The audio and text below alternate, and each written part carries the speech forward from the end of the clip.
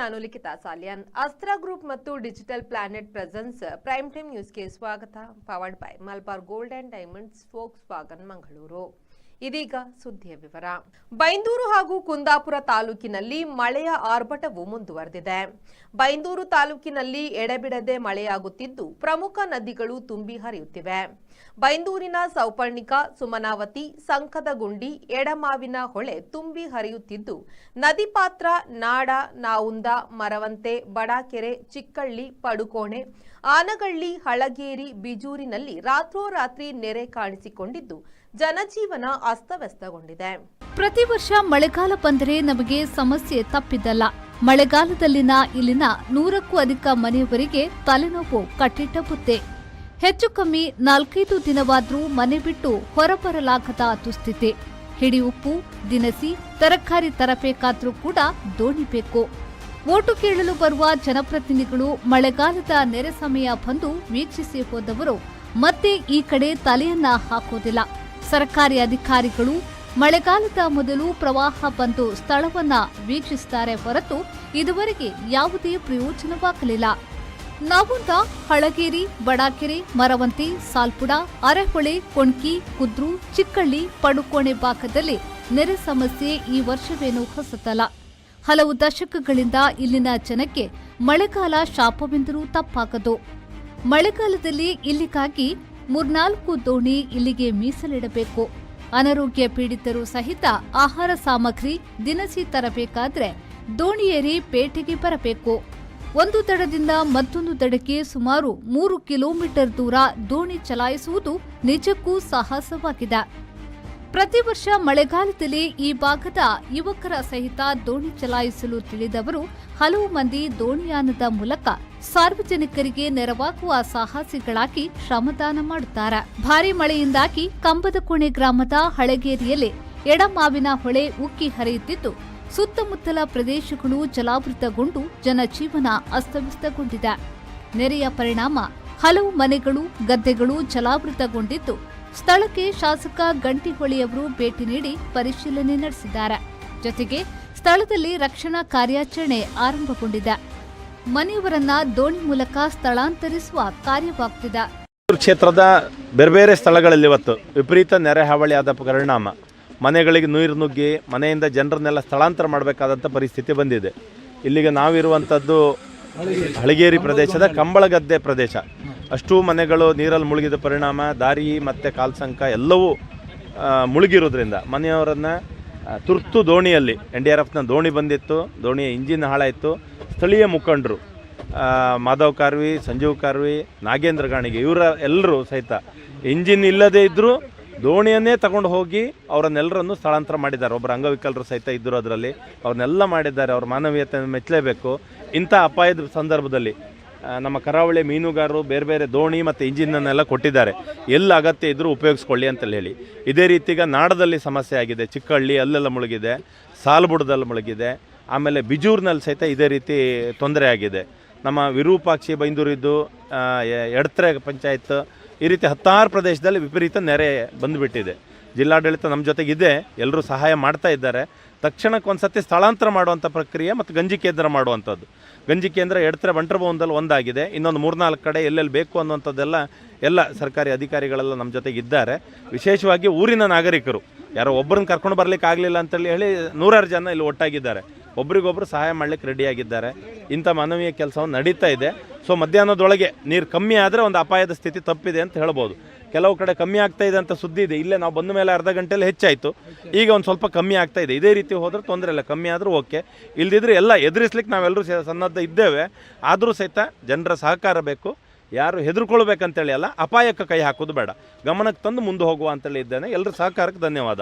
ಆಗಿತ್ತು ಮೀನುಗಾರರು ಆ ದೋಣಿಯನ್ನು ತಂದುಕೊಟ್ರು, ಬೇರೆ ಇಂಜಿನ್ ತಂದುಕೊಟ್ರು. ಹಾಳಾದ ಇಂಜಿನ್ ಇದ್ದರೂ ಸಹಿತ ಖಾಲಿ ದೋಣಿಯನ್ನು ತಗೊಂಡು ಹೋಗಿ ಅವ್ರು ಶಿಫ್ಟ್ ಮಾಡ್ತಾ ಇದ್ದಾರೆ. ಅಷ್ಟು ಅಪಾಯದ ಸ್ಥಿತಿಯೆಲ್ಲ ಮಾಡ್ತಿದ್ದಾರೆ. ಅದಕ್ಕೋಸ್ಕರ ಕಂಬಳ ಗೆದ್ದಿಗೆ ಅಂತೇಳಿ ಹೇಳ್ತಾ ಕಂಬಳ ಗೆದ್ದಿಗೆ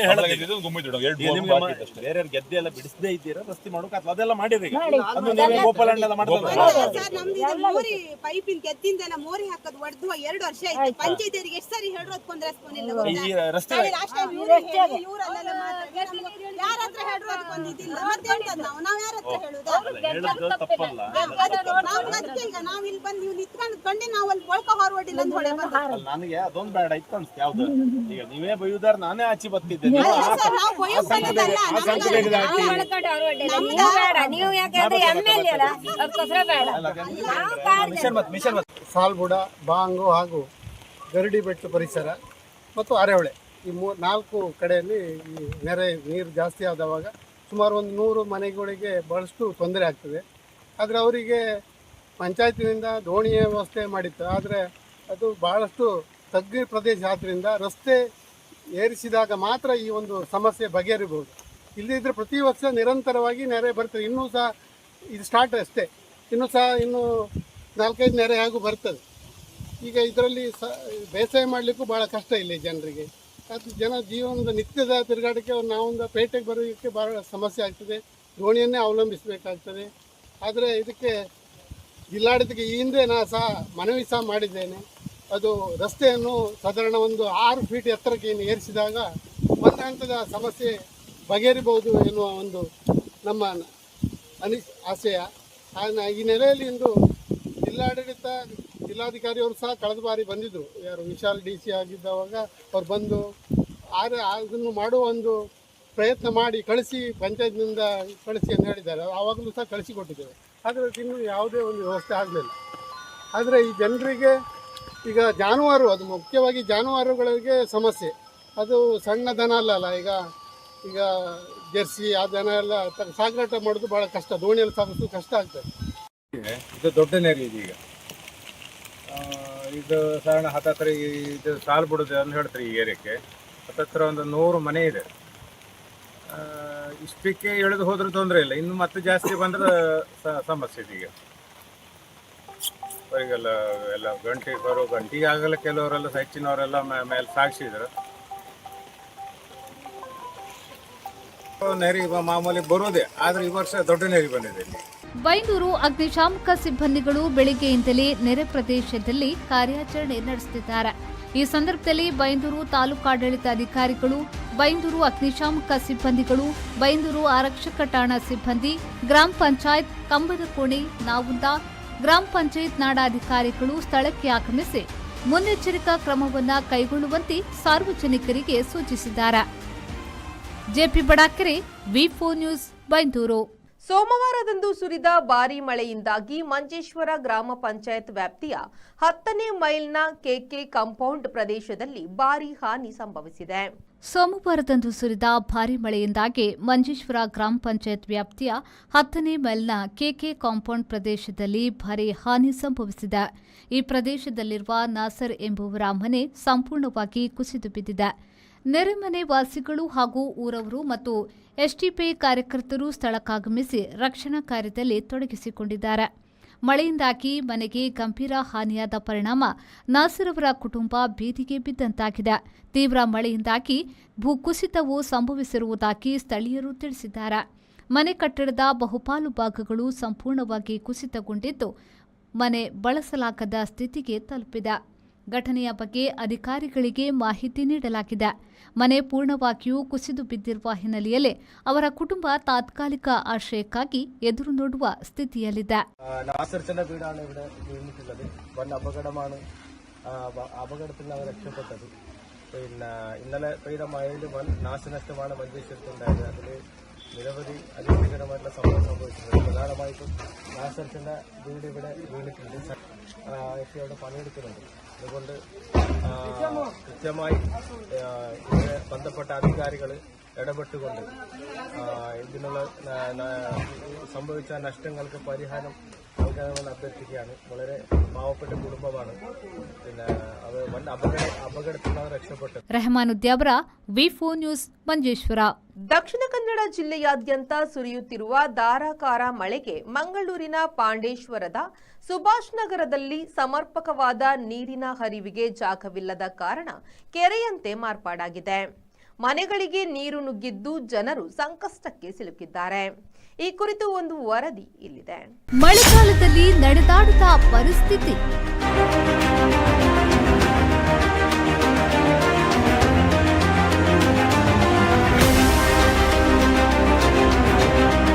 ಮನೆ ಮುಂದೆ ನಿಲ್ಲಿಸಿದ ವಾಹನಗಳು ಶೋರೂಮ್ ಸೇರ್ತಾ ಇದೆ.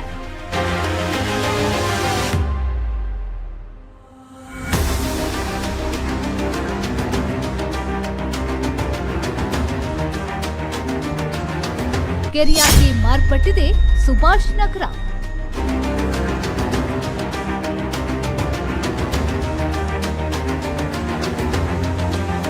ಹೌದು, ಈ ನೀರು ತುಂಬಿದ್ರೆ ಮಕ್ಕಳಿಗೆ ಯಾರಿಗೆ ಶಾಲೆಗೆ ಹೋಗ್ಲಿಕ್ಕೂ ಆಗುದಿಲ್ಲ. ಆಲ್ಮೋಸ್ಟ್ ಈ ಮನೆ ನಮ್ಮ ಮನೆ ಎಲ್ಲ 15 ಇಂಚ್ವರೆಗೆ ನೀರು ಬರ್ತದೆ.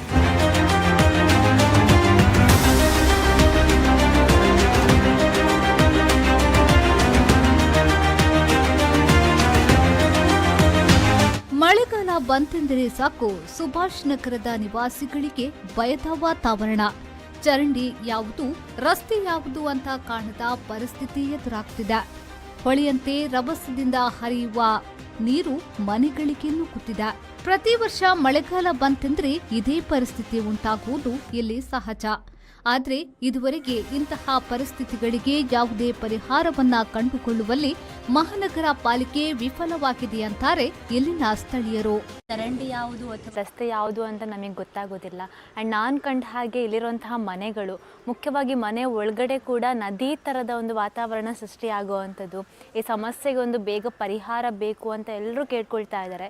ಕಳೆದ ವರ್ಷದಿಂದ ಈ ತೀವ್ರ ಮಟ್ಟದಲ್ಲಿ ಎದುರಾಗ್ತಾ ಇದ್ದು ನಾವು ಅಷ್ಟೇ. ಈ ಮಳೆಗಾಲದ ಸಂದರ್ಭದಲ್ಲಿ ಆಗ್ತಾ ಇರುವಂತಹ ಈ ಒಂದು ಭೀಕರವಾದ ಸಮಸ್ಯೆಗೆ ಆದಷ್ಟು ಪರಿಹಾರವನ್ನು ಒದಗಿಸಿಕೊಡ್ಬೇಕು ಅಂತ ಈ ಮೂಲಕ ಕೇಳ್ಕೊಳ್ತಾ ಇದ್ದೇವೆ. ಸೊ ಸ್ಮಾರ್ಟ್ ಸಿಟಿ ಬ್ಯಾಂಗ್ಳೂರ್ ಅಂತ ನಾವೆಲ್ಲರೂ ಕೂಡ ಕರಿತೇವೆ. ಆದರೆ ಇಂತಹ ಒಂದು ಗಲ್ಲಿಗಳ ಪ್ರದೇಶಗಳನ್ನು ನೋಡುವಾಗ ನಮ್ಗೆ ಅನಿಸುತ್ತೆ ಮಂಗಳೂರು ಇನ್ನೂ ಸ್ಮಾರ್ಟ್ ಸಿಟಿ ಆಗಿಲ್ಲ ಅಂತ. ಇದೊಂದು ಪ್ರದೇಶ ಅಂತ ಅಲ್ಲ, ಪಂಪ್ವೆಲ್ ನೋಡಿದರೆ ಅಲ್ಲೂ ಕೂಡ ಇದೇ ಸಮಸ್ಯೆ ನಾವು ನೋಡ್ತಾ ಇರುವಂಥದ್ದು ಈಗ. ಸೊ ಪ್ರತಿ ಜಾಗದಲ್ಲೂ ಕೂಡ ಮಳೆ ನೀರಿಗೆ ಹೋಗೋಕ್ಕೆ ಅವಕಾಶ ಇಲ್ಲ ಅನ್ನೋಂಥ ವಾತಾವರಣ ಸೃಷ್ಟಿಯಾಗಿದೆ. ಸೊ ಈ ಬಗ್ಗೆ ಹೆಚ್ಚಿನ ಕ್ರಮವನ್ನು ಕೈಗೊಳ್ಳಬೇಕು ಅನ್ನೋದು ನಂದು ಕೂಡ ಅಭಿಪ್ರಾಯ. ಹೌದು, ಈ ನೀರು ತುಂಬಿದ್ರೆ ಮಕ್ಕಳಿಗೆ ಯಾರಿಗೆ ಶಾಲೆಗೆ ಹೋಗ್ಲಿಕ್ಕೂ ಆಗುದಿಲ್ಲ. ಆಲ್ಮೋಸ್ಟ್ ಈ ಮನೆ ನಮ್ಮ ಮನೆ ಎಲ್ಲ 15 ಇಂಚ್ವರೆಗೆ ನೀರು ಬರ್ತದೆ. ಇದು ಮುಂಚೆ ಏನಾದರೂ ಈ ಥರ ಸಮಸ್ಯೆ ಆಗಿತ್ತಾ, ಅಲ್ಲ ಸ್ಮಾರ್ಟ್ ಸಿಟಿ ಯೋಜನೆ ನಂತರ ಈ ಥರ ಆಯಿತಾ? ಈಗ ಮುಂಚೆ ಏನಿರಲಿಲ್ಲ, 5 ಇಯರ್ಸ್ ಮುಂಚೆ ಒಮ್ಮೆ ಬಂದಿತ್ತು ನೀರು, ಅದರ ನಂತರ ಈಗ 2 ಸಲ ಆಗಿದೆ. ಹಾಂ, ಮತ್ತು ಹೋದ ವರ್ಷ ಮತ್ತು ಈ ವರ್ಷದಿಂದ ಸಮಸ್ಯೆ ಇದೆ. ಹೋದ ವರ್ಷ ಅಷ್ಟು ಇಲ್ಲ, ಈ ವರ್ಷ ತುಂಬ ಇದೆ. ಯಾಕೆಂದರೆ ಎಲ್ಲ ನೀರು ಅಮ್ಮೆಕೆರೆ ಸೈಡಿಂದ ಎಲ್ಲ ನೀರು ಈಚೆನೇ ಬರ್ತದೆ, ಒಂದೇ ಕಡೆ ಡೈವರ್ಟ್ ಮಾಡಿ ಇಟ್ಟಿದ್ದಾರೆ. ಇದು ಲೋ ಏರಿಯಾ ಆಗಿ ಇದು ಮೇನ್ ಇಫೆಕ್ಟ್ ಆಗ್ತದೆ. ಕಳೆದ ವರ್ಷ 6 ಇಂಚಿನಷ್ಟು ನೀರು ಮನೆಗಳಿಗೆ ನುಗ್ಗಿದ್ರೆ ಈ ಸಲ 15 ಇಂಚಿನಷ್ಟು ನೀರು ಮನೆಗಳನ್ನ ಆವರಿಸಿಕೊಂಡಿದೆ. ನಾವು ಇಲ್ಲಿ ಬಂದು ಇಲ್ಲಿ 8 ವರ್ಷ ಆಯಿತು. 8 ವರ್ಷದಿಂದ ಈ ಸರ್ತಿ ಎಷ್ಟು ಸಮಸ್ಯೆ ಇಷ್ಟು ತನಕ ಆಗಲಿಲ್ಲ. ಈ ಸರ್ತಿ ಚಿಕ್ಕಮಲ ಬರುವಾಗಲೂ ಹೈ ಪ್ರೆಷರಲ್ಲಿ ನೀರು ಬಂದು ತುಂಬ ಮನೆ. ಅಂದರೆ ಜನಪ್ರತಿನಿಧಿಗಳು ಅಂತ ಹೇಳುವವರು ಯಾರು ಇಷ್ಟು ತನಕ ಬರಲೂ ಇಲ್ಲ, ಅವ್ರು ನೋಡಲೂ ಇಲ್ಲ, ಅವ್ರಿಗೆ ಅದು ವಿಷಯ ಗೊತ್ತೂ ಇಲ್ಲ ಕಾಣ್ತದೆ. ಬಟ್ ಪೇಪರಲ್ಲಿ ವಾಟ್ಸಪ್ಪಲ್ಲೆಲ್ಲ ವಿಷಯ ಬರ್ತಾ ಉಂಟು, ಯಾರು ಇದರಂದು ಇದು ಮಾಡೋದಿಲ್ಲ, ಆ್ಯಕ್ಷನ್ ಯಾರೂ ತೆಗೋದಿಲ್ಲ. ಮತ್ತು ಇಲ್ಲಿ ಮಳೆ ಬರುವಾಗ ತಾವು ಬಂದು ನೋಡಿದರೆ ನಮಗೆ ಗೊತ್ತಾಗ್ತಿತ್ತು ಎಷ್ಟು ನೀರು ಬರ್ತದೆ ಅಂತೇಳಿ. ಇವಾಗ ನೀರು ಖಾಲಿಯಾದ ನಂತರ ಗೊತ್ತಾಗೋದಿಲ್ಲಲ್ಲ, ಮಳೆ ಬರುವ ಟೈಮಲ್ಲಿ ಎಷ್ಟು ಪ್ರೆಷರಲ್ಲಿ ಬರ್ತದೆ, ನದಿಯಲ್ಲಿ ಬಂದಾಗ ಥರ ನೀರು ಬರ್ತಾ ಇರ್ತದೆ. 5-6 ವರ್ಷಗಳಿಂದ ಇದೇ ಸಮಸ್ಯೆಗಳನ್ನ ಇಲ್ಲಿನ ಜನರು ಅನುಭವಿಸುತ್ತಿದ್ರು ಕೂಡ ಶಾಶ್ವತ ಪರಿಹಾರ ಇದುವರೆಗೆ ದೊರೆತಿಲ್ಲ. ಒಂದು ಅದು Emmekere is the main problem. Okay, ಅಲ್ಲಿ ಕೆರೆ ಉಕ್ಕಿ ಈಚೆ ಬರ್ತದೆ, ಯಾಕಂದರೆ ಇಟ್ ಹ್ಯಾಸ್ ಬಿನ್ ಎನ್ಕ್ರೋಚ್ಡ್. ಈಗ ನೀವು ಎಮ್ಮೆಕೆರೆ ಒಂದು ಸ್ವಿಮ್ಮಿಂಗ್ ಪೂಲ್ ಉಂಟು, ಅದರ ಮೇಲೆ ಮೈದಾನ ಉಂಟು. When we came year 35 years back ಅದು ಫುಲ್ ಕೆರೆನೇ ಇತ್ತು. Okay, it has been encroached. ಏನು ಇದ್ದರೆ ಸಹ ಹೊರಗೆ ಬಂದು ನೋಡಿ ಅಲ್ಲಿಂದ ಬರ್ತದೆ, ನೋಡಿ ಸ್ಟ್ರೇಟ್ ಈ ಕಡೆನೇ ಬರುತ್ತೆ. ಈ junction it's low lying point. So ಅದು ನಿಮಗೆ ಎಲ್ಲ ಮನೆಗೆ ನಮ್ಮದು ಈಗ ನೋಡಿ 6 years ಬ್ಯಾಕ್ 6 inches ಇಂದ ಈಗ 18 inches ತನಕ ಅದು ಮೇಲೆ ಬಂದಿದೆ. Okay, so you can imagine every year it's getting worse. ಈಗ Subhash Nagar first main 3rd right ಕ್ರಾಸಲ್ಲಿ ಇದ್ದೀವಿ ನಾವು. ಇಲ್ಲಿ ಕಂಪೇರ್ ಮಾಡಿದರೆ ಹಿಂದಿನ ವರ್ಷಕ್ಕೆ ಒಂದು ಸಾಧಾರಣ ಮಳೆ ಬಂದರೂ ಕೂಡ ಸಾಧಾರಣ ನೀರು ನಿಲ್ತಿತ್ತು. ಆದರೆ ಈ ವರ್ಷ 2 ಸೈಡಲ್ಲಿ 3rd ಮೈನಲ್ಲಿ 1st ಮೈನಲ್ಲಿ ಕಾಂಕ್ರೀಟ್ ಮಾಡಿದ ನಂತರ ಎಲ್ಲ ನೀರುಗಳು ಬಂದು ಇಲ್ಲಿ ಸೇರ್ತಕ್ಕಂಥ ವ್ಯವಸ್ಥೆ ಆಗ್ತಾ ಉಂಟು. ಮಳೆಗಾಲ ಪ್ರಾರಂಭ ಆಗೋದ್ರಿಂದ ಈಗ 5ನೇ ಸರಿ ಆಗುವಂಥದ್ದು. ಇಲ್ಲಿರ್ತಕ್ಕಂಥ ಈ 2nd ಮೈನಲ್ಲಿ ಇರ್ತಕ್ಕಂಥ ಎಲ್ಲ ಮನೆಗಳಿಗೂ ನೀರು ಹೋಗ್ತಾ ಇದೆ. ಅದರಿಂದ ಈ ರೀತಿಯ ವ್ಯವಸ್ಥೆ ಆಗಿದೆ. ಇದಕ್ಕೆ ಮೂಲ ಕಾರಣ ಅಂತಕ್ಕಂಥದ್ದನ್ನು ಈಗ 3-4 ಕಡೆಗಳಲ್ಲಿ ನೀರು ಹೋಗ್ತಕ್ಕಂಥ ಪಾಸಿಂಗ್ ಇದೆ. ಆದರೆ ಎಲ್ಲ ತೋಡುಗಳು ಸಾಧಾರಣವಾಗಿ ಕ್ಲೀನ್ ಮಾಡುವಂಥದ್ದು ಮಾಡಿದ್ದಾರೆ, ಮಾಡಲಿಲ್ಲ ಅನ್ನುವಂಥದ್ದು ಏನಿಲ್ಲ. ಆದರೆ ಇಲ್ಲಿ ಇತ್ತೀಚೆಗೆ ಈ ವರ್ಷದಲ್ಲಿ ಕಾಂಕ್ರೀಟ್ ಮಾಡಿದ ನಂತರ ಪ್ರತಿಯೊಂದು ತೋಡಿನ ಒಂದು ಆಳ ಮಾಡ್ತಕ್ಕಂಥದ್ದು ವ್ಯವಸ್ಥೆ ಮಾಡಲಿಲ್ಲ. ಈಗ ಈ ರೋಡನ್ನು ತಗೊಂಡ್ರು ಕೂಡ ಎಂಡಿಂಗಲ್ಲಿ ಒಂದು ಮನೆ ನಿರ್ಮಾಣ ಆಗ್ತದೆ, ಅಲ್ಲಿ ಬ್ಲಾಕ್ ಆಗಿದೆ. ಇದು ನೀರು ನಿಲ್ತಕ್ಕಂಥದ್ದು ಈ ಸೈಡಿನ ಎಡಭಾಗದಲ್ಲಿ ಹೋಗ್ತಕ್ಕಂಥ ವ್ಯವಸ್ಥೆ ಇದೆ. ಆದ್ದರಿಂದ ಅಧಿಕಾರಿಗಳು ಕೂಡಲೇ ಎಚ್ಚೆತ್ತು ಈ ಒಂದು ಸಮಸ್ಯೆಗೆ ಮೂಲ ಕಾರಣ ಎನ್ನುವಂಥದ್ದು. ಈಗ ಪರಿಹಾರ ನಮ್ಮಲ್ಲಿದೆ, ಆದರೆ ಅಧಿಕಾರಿಗಳಿಗೆ ಸಿಗ್ತಾ ಇಲ್ಲ. ಇದು ದೊಡ್ಡ ಪ್ರಶ್ನೆ ಆಗಿ ಇರುತ್ತಕ್ಕಂಥದ್ದು. ಯಾಕೆ ಹೇಳಿದರೆ ಫಸ್ಟ್ ಮೇನಲ್ಲಿರ್ತಕ್ಕಂಥ ನೀರನ್ನು ಹೊಯ್ಗೆ ಬಾಜಾರ್ನ ಮೇನ್ ಇದಕ್ಕೆ ಕೊಡ್ಬೋದು, ಆದರೆ ಯಾವ ರೀತಿಯ ವ್ಯವಸ್ಥೆ ಕೂಡ ಮಾಡ್ತಾ ಇಲ್ಲ. ಒಂದು ಎರಡನೇದು ದೊಡ್ಡ ತೋಡು ಏನಿದೆ ಅದನ್ನು ಆಳವಾಗಿ ಮಾಡ್ತಕ್ಕಂಥ ವ್ಯವಸ್ಥೆ ಮಳೆಗಾಲದ ಮೊದಲೇ ಮಾಡಬೇಕು. ಅದು ಈಗ ಅದಕ್ಕೆ ಪರಿಹಾರ ಕೊಡಲಿಕ್ಕೆ ಖಂಡಿತ ಸಾಧ್ಯ ಇಲ್ಲ. ಆದ್ದರಿಂದ ಈಗ ಮಳೆ ನೀರು ನಿಂತಿದೆ, ಆದರೆ ಈ ಸಂದರ್ಭದಲ್ಲಿ ಬಂದು ಇದಕ್ಕೊಂದು ಸಮಸ್ಯೆಗೆ ಪರಿಹಾರ ಮಾಡ್ತಕ್ಕಂಥ ಅಧಿಕಾರಿಗಳ ಮೂಲ ಕರ್ತವ್ಯ. ಇನ್ನಾದರೂ ಜನಪ್ರತಿನಿಧಿಗಳು ಮತ್ತು ಮಹಾನಗರ ಪಾಲಿಕೆಯ ಅಧಿಕಾರಿಗಳು ಎಚ್ಚೆತ್ತುಕೊಂಡು ಶಾಶ್ವತ ಪರಿಹಾರ ಸಿಗುತ್ತದೆಯೇ ಎಂದು ಕಾದು ನೋಡಬೇಕಾಗಿದೆ.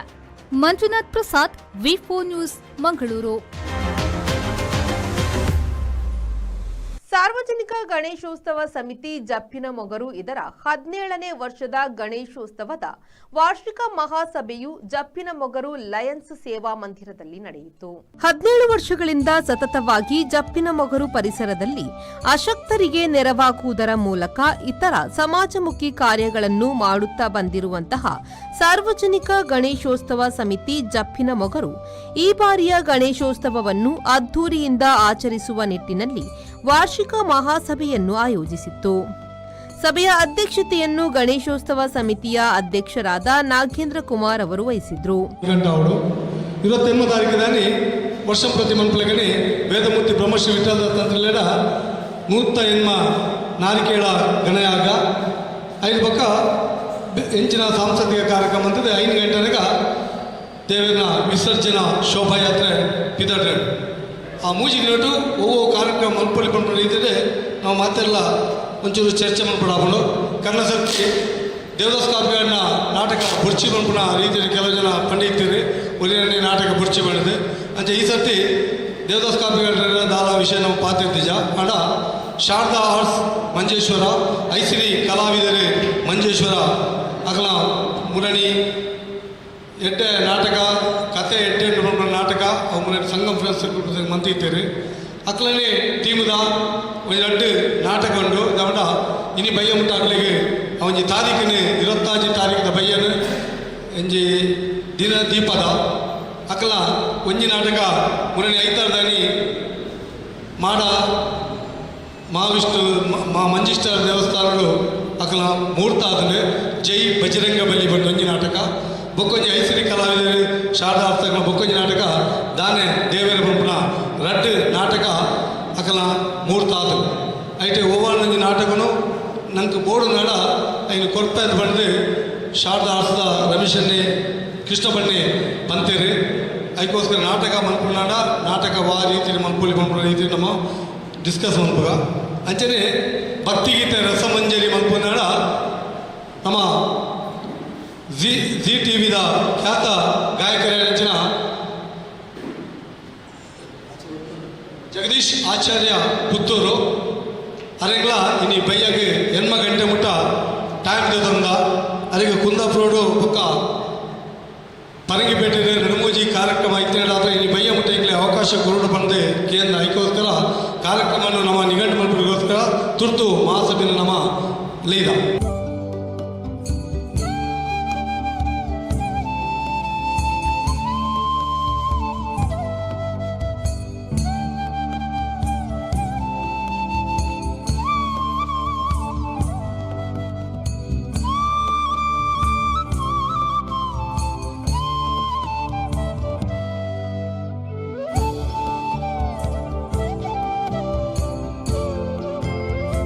ಈ ಸಂದರ್ಭ ವೇದಿಕೆಯಲ್ಲಿ ಲಯನ್ ಸಂಜೋಷ್ ಶೇಖ್, ಕಾರ್ಯಾಧ್ಯಕ್ಷ ಉದಯ್ ಕೊಟ್ಟಾರಿ, ಸುಧಾಕರ್ ಛೆ, ಲಯನ್ ಗಣೇಶ್ ಶೆಟ್ಟಿ, ಗಣೇಶ್ ಸಾಲ್ಯಾನ್, ಶೈಲೇಶ್ ಭಂಡಾರಿ, ಬಾಲಕೃಷ್ಣ ಶೆಟ್ಟಿ ಮತ್ತಿತರರು ಉಪಸ್ಥಿತರಿದ್ದರು. ಕಾರ್ಯಕ್ರಮದಲ್ಲಿ ಸುಭಾಷ್ ವಿ ಅಡಪ ಸ್ವಾಗತಿಸಿ ಕವಿತಾ ಗಂಗಾಧರ್ ವಂದಿಸಿದ್ರು. ಮಂಜುನಾಥ್ ಪ್ರಸಾದ್, ವಿ4 ನ್ಯೂಸ್, ಮಂಗಳೂರು.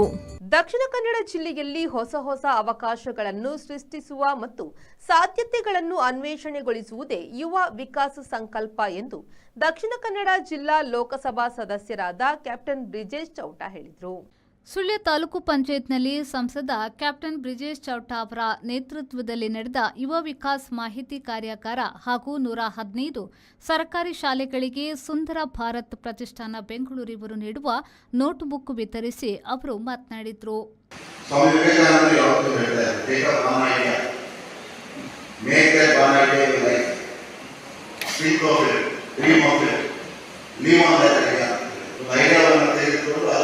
ಜೀವನ ಮಾಡುವ ಪ್ರಯತ್ನ ಮಾಡಿ, ಅದನ್ನು ಜೀವಿಸುವ ಪ್ರಯತ್ನ ಮಾಡಿ ಅನ್ನೋದನ್ನು ಸ್ವಾಮಿ ವಿವೇಕಾನಂದ ಹೇಳಿದರು. ಆ ರೀತಿ ಒಂದು ಯೋಜನೆಗೆ ಈ ಕಾರ್ಯಕ್ರಮ ನಾಂದಿ ಆಗ್ತದೆ ಅನ್ನುವಂಥದ್ದು ನಮ್ಮ ಪ್ರಯತ್ನ. ಈ ಕಾರ್ಯಕ್ರಮದ ಮುಖಾಂತರ ನಮ್ಮ ಮಕ್ಕಳಿಗೆ ಒಂದು ಯೋಚನೆ ಸಿಗ್ತದೆ. ಆ ಯೋಜನೆಗೆ ಪೋಷಣೆ ಮಾಡುವಂಥ ಪ್ರಯತ್ನವನ್ನ ನಾವು ಮಾಡಬಹುದು ಅನ್ನುವಂಥ ಒಂದು ದೃಷ್ಟಿಯಲ್ಲಿಟ್ಟುಕೊಂಡು ಈ ಕಾರ್ಯಕ್ರಮವನ್ನು ಆಯೋಜನೆ ಮಾಡಿದ್ದೇವೆ.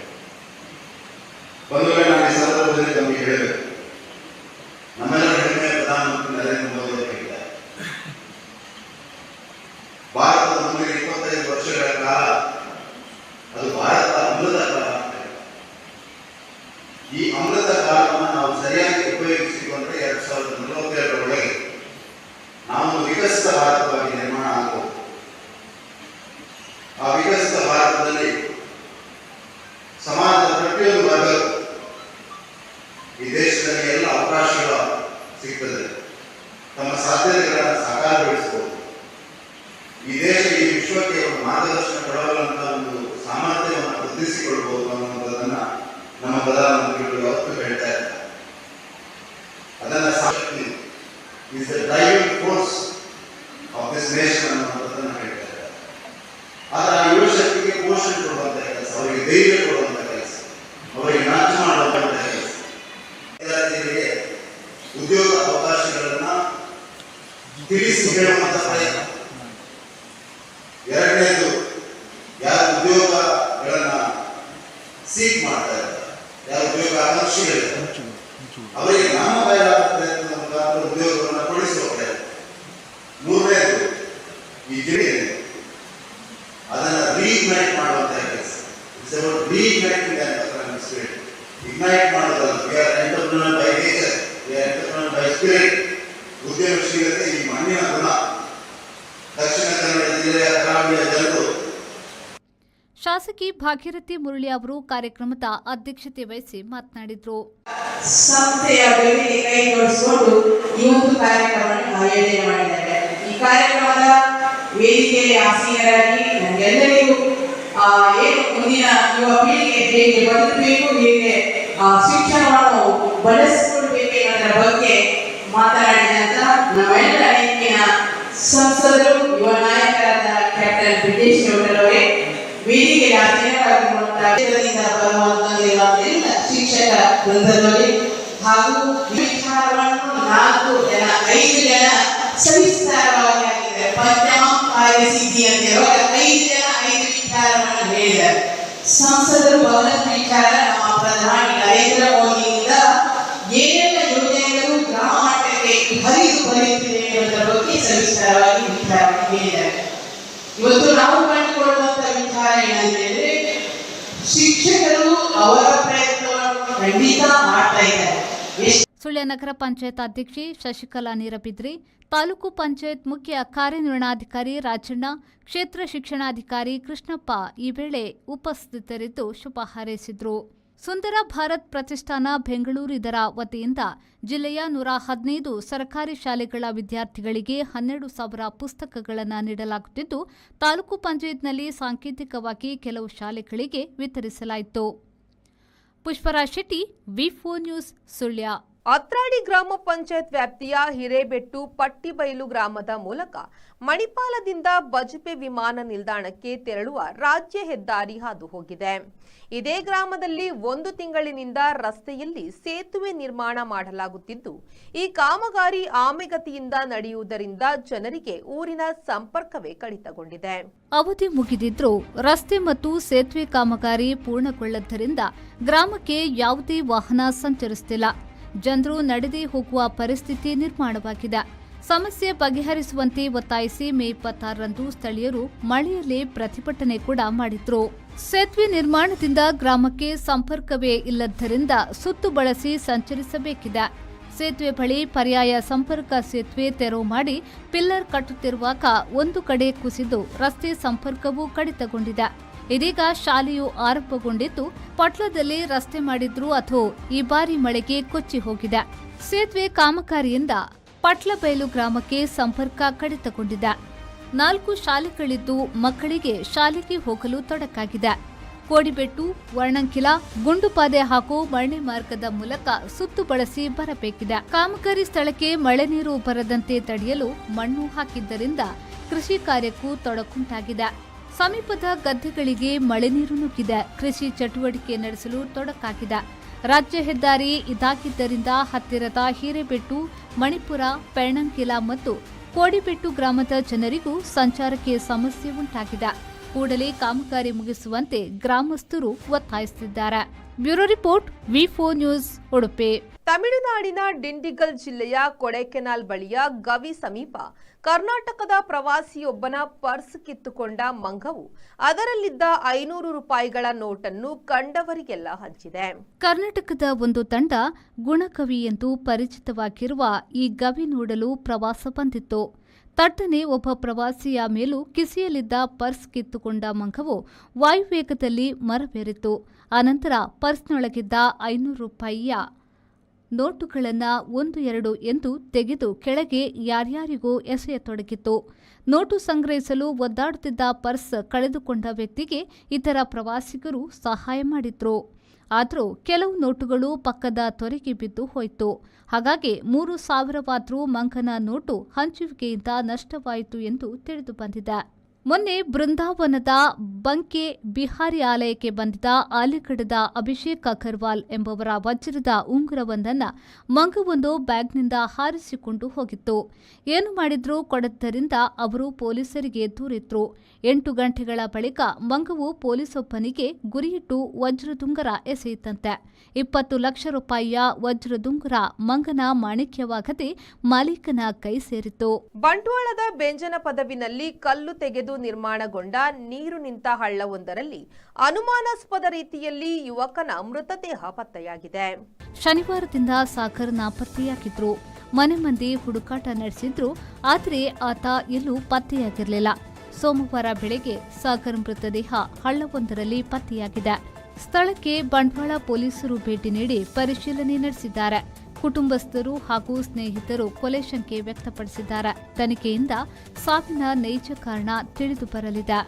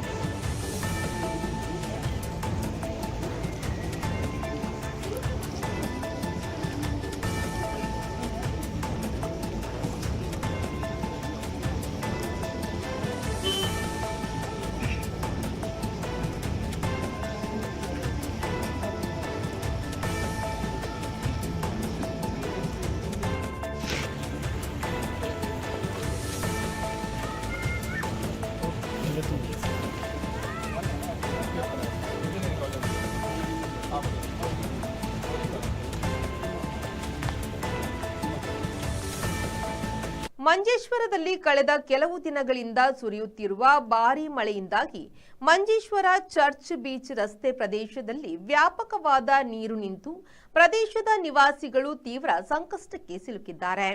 ಈ ಪ್ರವಾಹದ ಪರಿಣಾಮವಾಗಿ ಅಲ್ಲಿನ 12 ಮನೆಗಳಿಗೆ ಮಳೆ ನೀರು ನುಗ್ಗಿದೆ. ಪ್ರಾಥಮಿಕ ವರದಿಗಳ ಪ್ರಕಾರ ಈ ಪ್ರದೇಶದಲ್ಲಿ ಮಳೆ ನೀರು ಹರಿದು ಹೋಗಬೇಕಾದ ಚರಂಡಿಗಳನ್ನು ಮುಚ್ಚಿರುವುದು ಹಾಗೂ ಸಮೀಪದ ತೋಡಿನ ಕಟ್ಟ ಒಡೆದಿರುವುದು ಈ ರೀತಿಯಾಗಿ ನೀರು ಶೇಖರಣೆಯಾಗಿ ಪ್ರವಾಹದ ಭೀತಿಗೆ ಕಾರಣವಾಗಿರುವುದಾಗಿ ತಿಳಿದುಬಂದಿದೆ. ಸೂಕ್ತವಾದ ನಿಕಾಶಿ ವ್ಯವಸ್ಥೆ ಇಲ್ಲದ ಕಾರಣದಿಂದಾಗಿ ನೇರವಾಗಿ ಮನೆಗಳಿಗೆ ನೀರು ನುಗ್ಗಿರುವುದಾಗಿ ಸ್ಥಳೀಯರು ಹೇಳುತ್ತಿದ್ದಾರೆ. ಸ್ಥಳೀಯರು ಹಾಗೂ ರಕ್ಷಣಾ ಸಿಬ್ಬಂದಿಯ ಸಹಕಾರದೊಂದಿಗೆ ಸ್ಥಳದಲ್ಲಿ ರಕ್ಷಣಾ ಕಾರ್ಯಾಚರಣೆಗಳು ನಿರಂತರವಾಗಿ ನಡೆಯುತ್ತಿವೆ. ಇಷ್ಟರ ತನಕ ಸ್ಥಳೀಯ ಆಡಳಿತ ಘಟಕದ ಅಧಿಕಾರಿಗಳು ಯಾರೂ ಸ್ಥಳಕ್ಕೆ ಭೇಟಿ ನೀಡಿಲ್ಲವೆಂಬ ಆರೋಪ ಕೂಡ ಕೇಳಿಬಂದಿದೆ.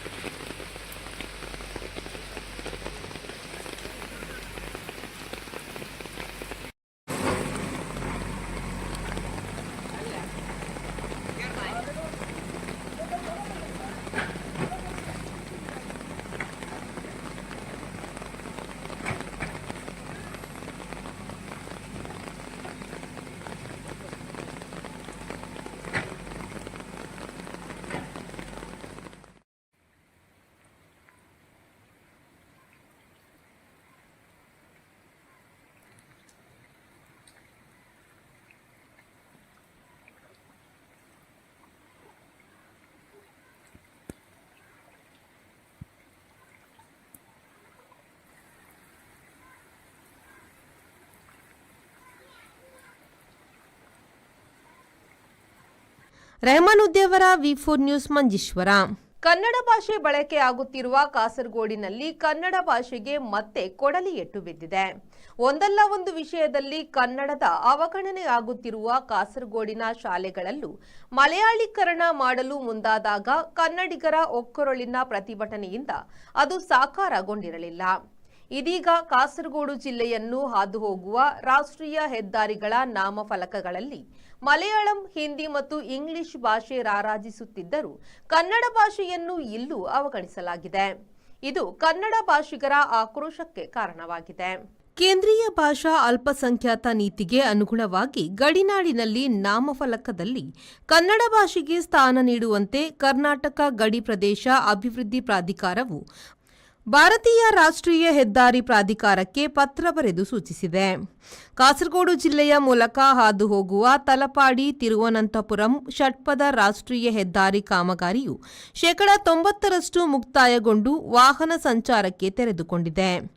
ಅಂತಿಮ ಹಂತದ ಹೆದ್ದಾರಿ ಕಾಮಗಾರಿಯಲ್ಲಿ ಇಕ್ಕೆಲಗಳಲ್ಲಿ ಬೀದಿ ದೀಪ, ಸಿಗ್ನಲ್ ಸೈನ್ ಬೋರ್ಡ್ಗಳ ಅಳವಡಿಕೆ ನಡೆಯುತ್ತಿದೆ. ಸೈನ್ ಬೋರ್ಡ್ಗಳಲ್ಲಿ 3 ಭಾಷೆಗಳಲ್ಲಿ ಸ್ಥಳನಾಮ ಬರೆಯಲಾಗಿದೆ. ಆದರೆ ಕನ್ನಡ ಭಾಷೆಯನ್ನು ಕಡೆಗಣಿಸಲಾಗಿದೆ. ಡಿಸೆಂಬರ್ಗೆ ತಲಪಾಡಿ ಚೆರ್ಕಳ ಮೊದಲ ನಾಮಫಲಕಗಳಲ್ಲಿ ಕೇವಲ ಮಲಯಾಳಂ, ಹಿಂದಿ ಹಾಗೂ ಇಂಗ್ಲಿಷ್ ಭಾಷೆಗೆ ಮಾತ್ರ ಅವಕಾಶ ನೀಡಲಾಗಿದೆ. ಈಗ ನಾಮಫಲಕದಲ್ಲಿ ಕನ್ನಡ ಮರೆಯಾಗಿರುವ ಬಗ್ಗೆ ಪ್ರಾಧಿಕಾರ ಸಂಬಂಧಪಟ್ಟವರ ಗಮನಕ್ಕೆ ತರುವುದರ ಜೊತೆಯಾಗಿ ಪತ್ರದ ಪ್ರತಿಯನ್ನು ಭಾರತೀಯ ಭಾಷಾ ಅಲ್ಪಸಂಖ್ಯಾತ ಸಚಿವಾಲಯಕ್ಕೂ ರವಾನಿಸಿದೆ. ಎನ್ಎಚ್ಎಐ ಕಾಸರಗೋಡು ವಿಭಾಗದ ಮುಖ್ಯ ಇಂಜಿನಿಯರ್ಗೆ ಪತ್ರ ಬರೆದಿರುವ ಪ್ರಾಧಿಕಾರ 90% ಕನ್ನಡ ಮಾತನಾಡುವ ಭಾಷಾ ಅಲ್ಪಸಂಖ್ಯಾತರಿಗೆ ಅವರ ದೈನಂದಿನ ವ್ಯವಹಾರದಲ್ಲಿ ಮತ್ತು ಸ್ಥಳೀಯ ಅಗತ್ಯಗಳಿಗಾಗಿ ಅನುಕೂಲಕರವಾಗಿರಬೇಕು. ಫಲಕಗಳು ಸ್ಥಳನಾಮ ಬರೆಯುವಾಗ ಶುದ್ಧ ಕನ್ನಡ ಪದ ಬಳಸುವಂತೆ ಪತ್ರದಲ್ಲಿ ಕೋರಲಾಗಿದೆ.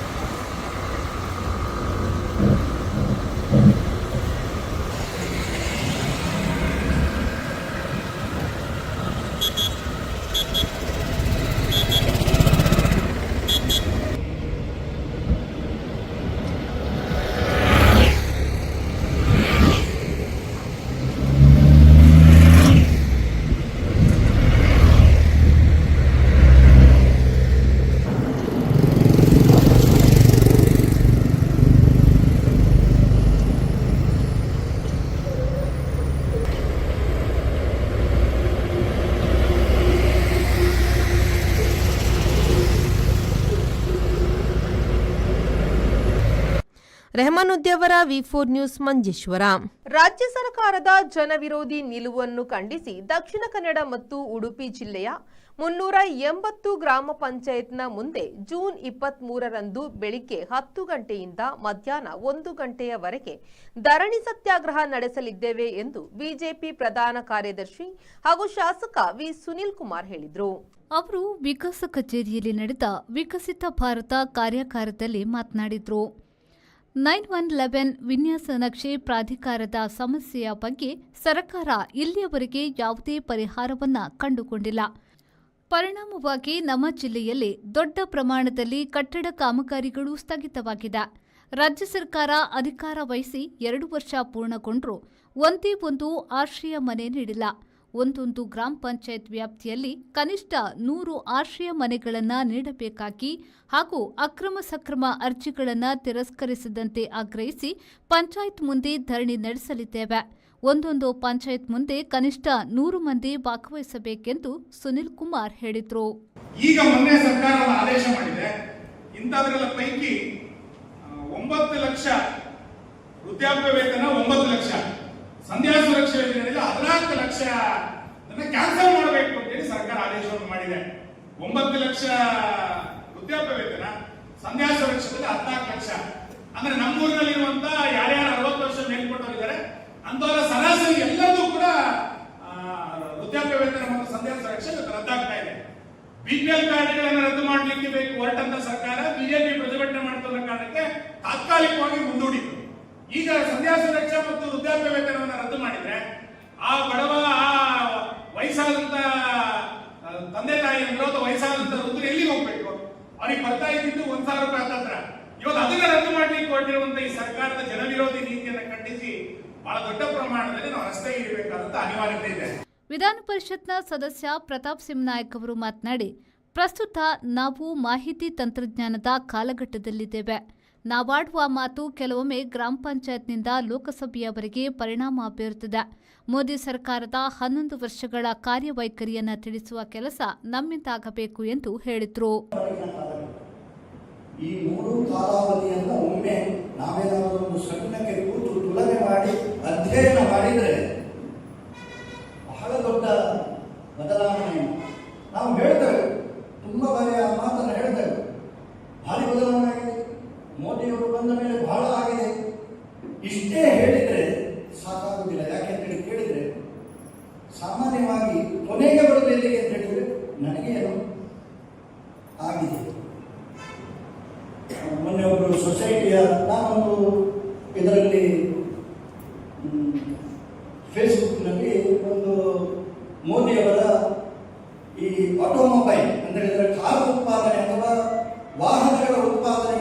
ಪಕ್ಷದ ಹಿರಿಯ ಮುಖಂಡ ಎಂಕೆ ವಿಜಯಕುಮಾರ್ ಮಾತನಾಡಿ, ಜನರಿಗೆ ಸಿಗುವಂತಹ ಸವಲತ್ತುಗಳನ್ನು ತಾನೇ ತಿಂದು ಹಾಕುವಂತಹ ಸಿದ್ದರಾಮಯ್ಯ ನೇತೃತ್ವದ ಸರ್ಕಾರದ ವಿರುದ್ಧ ನಾವು ಆಂದೋಲನ ನಡೆಸಬೇಕಾಗಿದೆ. ಎಲ್ಲರಿಗೂ ಫ್ರೀ ಎಂದು ಹೇಳುತ್ತಿರುವ ಸರ್ಕಾರ ಸ್ಟಾಂಪ್ ಪೇಪರ್ ಸೇರಿದಂತೆ ಇನ್ನಿತರ ಅಗತ್ಯ ವಸ್ತುಗಳ ಮೇಲೆ ಬೆಲೆ ಏರಿಕೆ ಮಾಡಿ ಜನರನ್ನ ಶೋಷಿಸುತ್ತಿದೆ. ಇಂತಹ ಜನವಿರೋಧಿ ನೀತಿಗಳನ್ನು ಜನತೆಗೆ ತಿಳಿಸುವ ಕೆಲಸ ನಮ್ಮ ಕಾರ್ಯಕರ್ತರು, ಪಂಚಾಯತ್ ಸದಸ್ಯರು ಮಾಡಬೇಕು ಎಂದರು.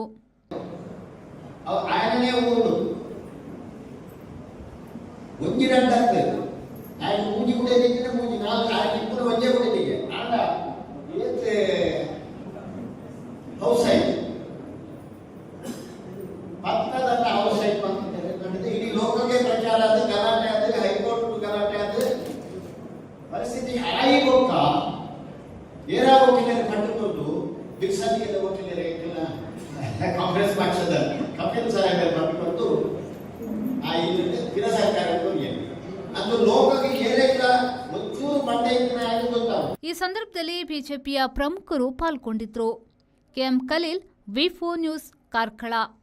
ಉಡುಪಿ ಜಿಲ್ಲೆಯಾದ್ಯಂತ ಕಳೆದ ಕೆಲವು ದಿನಗಳಿಂದ ಭಾರೀ ಮಳೆಯಾಗುತ್ತಿದ್ದು, ಇದರ ಪರಿಣಾಮ ಕುಂದಾಪುರ ತಾಲೂಕಿನ ಕಮಲಶಿಲೆ ಶ್ರೀ ದುರ್ಗಾ ಪರಮೇಶ್ವರಿ ದೇವಸ್ಥಾನ ಹಾಗೂ ಮಾರಣಕಟ್ಟೆ ಶ್ರೀ ಬ್ರಹ್ಮಲಿಂಗೇಶ್ವರ ದೇವಸ್ಥಾನದ ಸುತ್ತ ನದಿ ನೀರು ಉಕ್ಕಿ ಹರಿಯುತ್ತಿದ್ದು ಜಲ ದಿಗ್ಬಂಧನವಾಗಿದೆ.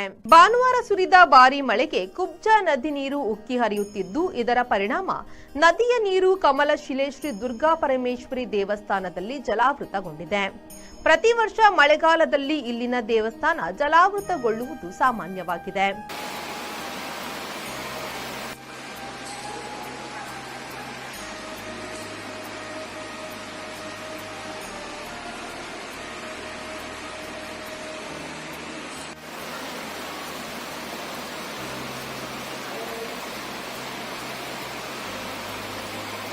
ಯುವಕರಿಬ್ಬರು ಸ್ಕೂಟರ್ ಸಮೇತ ನದಿ ನೀರಿನಲ್ಲಿ ಕೊಚ್ಚಿ ಹೋಗಿ ಪವಾಡ ಸದೃಶ ರೀತಿಯಲ್ಲಿ ಬದುಕಿ ಉಳಿದ ಘಟನೆ ಸವಣಾಲು ಗ್ರಾಮದ ಹಿತ್ತಲಪೇಲ ಕೂಡುಚಾಲು ಸಮೀಪದಲ್ಲಿ ನಡೆದಿದೆ.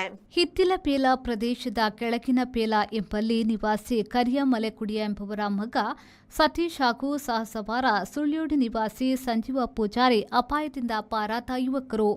ಇವರು ಕೆಲಸಕ್ಕೆ ಹೋಗುವಾಗ ಸವಣಾಲು ಗ್ರಾಮದ ಮಂಚದ ಬೆಟ್ಟುವಿನಿಂದ ಕುದುರೆಮುಖ ರಾಷ್ಟ್ರೀಯ ಉದ್ಯಾನವನ ವ್ಯಾಪ್ತಿಯ ಹಿತ್ತಿಲಪೇಲ ಪ್ರದೇಶವನ್ನು ಸಂಪರ್ಕಿಸುವ ಕೂಡುಚಾಲು ಎಂಬಲ್ಲಿ ಹರಿಯುತ್ತಿರುವ ನದಿಯನ್ನ ಸ್ಕೂಟರ್ ಸಮೇತ ದಾಟುತ್ತಿದ್ದರು.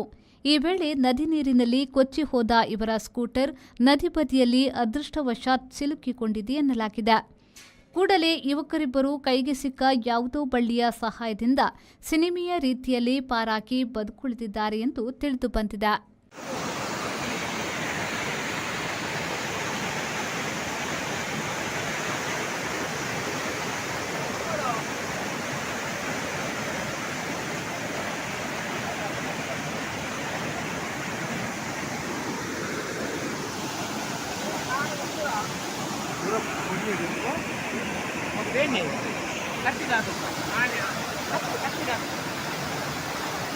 ಬ್ಯೂರೋ ರಿಪೋರ್ಟ್ ವಿ4 ನ್ಯೂಸ್ ಬೆಳ್ತಂಗಡಿ. ದಕ್ಷಿಣ ಕನ್ನಡ ಜಿಲ್ಲೆಯಲ್ಲಿ ಮಳೆ ಮುಂದುವರೆದಿದ್ದು ಜನಜೀವನ ಅಸ್ತವ್ಯಸ್ತಗೊಂಡಿದೆ. ಬಿಟ್ಟು ಬಿಡದೆ ಮಳೆ ಸುರಿಯುತ್ತಿರುವುದರಿಂದ ಹಲವೆಡೆ ಅವಾಂತರ ಸೃಷ್ಟಿಯಾಗಿದೆ. ನಗರದ ಕದ್ರಿ ಕೈಬಟ್ಟಲ್ ಎಂಬಲ್ಲಿ ಮನೆಯ ಒಂದು ಭಾಗ ಕುಸಿದು ಬಿದ್ದಿದೆ. ಉಷಾ ಅಶೋಕ್ ಎಂಬವರಿಗೆ ಸೇರಿದ ಮನೆ ಇದಾಗಿದ್ದು ಮನೆಯ ಅಡುಗೆ ಕೋಣೆಯಲ್ಲಿ ಗೋಡೆ ಕುಸಿತಗೊಂಡಿದೆ. ಮನೆ ಮಂದಿ ಪ್ರಾಣಾಪಾಯದಿಂದ ಪಾರಾಗಿದ್ದಾರೆ.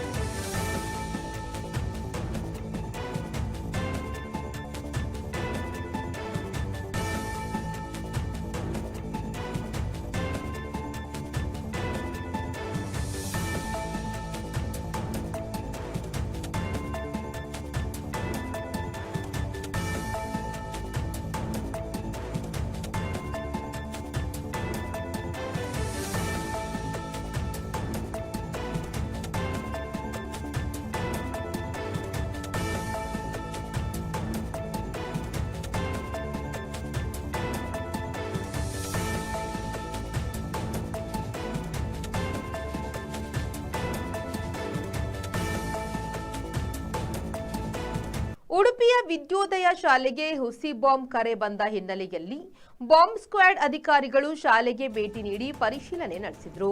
ಉಡುಪಿ ಶ್ರೀಕೃಷ್ಣ ಮಠದ ಪಕ್ಕದಲ್ಲಿ ವಿದ್ಯೋದಯ ಶಾಲೆ ಕಾರ್ಯಾಚರಿಸುತ್ತಿದ್ದು ನಿನ್ನೆ ಶಾಲೆಯ ಇಮೇಲ್ ಐಡಿಗೆ ಬಾಂಬ್ ಬೆದರಿಕೆಯ ಸಂದೇಶ ರವಾನೆಯಾಗಿದೆ. ಇಂದು ಬಾಂಬ್ ಸ್ಕ್ವಾಡ್ ಅಧಿಕಾರಿಗಳು ಸಂಸ್ಥೆಗೆ ಭೇಟಿ ನೀಡಿ ಶಾಲೆಯ ಸುತ್ತಮುತ್ತ ತಪಾಸಣೆ ಮಾಡಿದ್ದಾರೆ.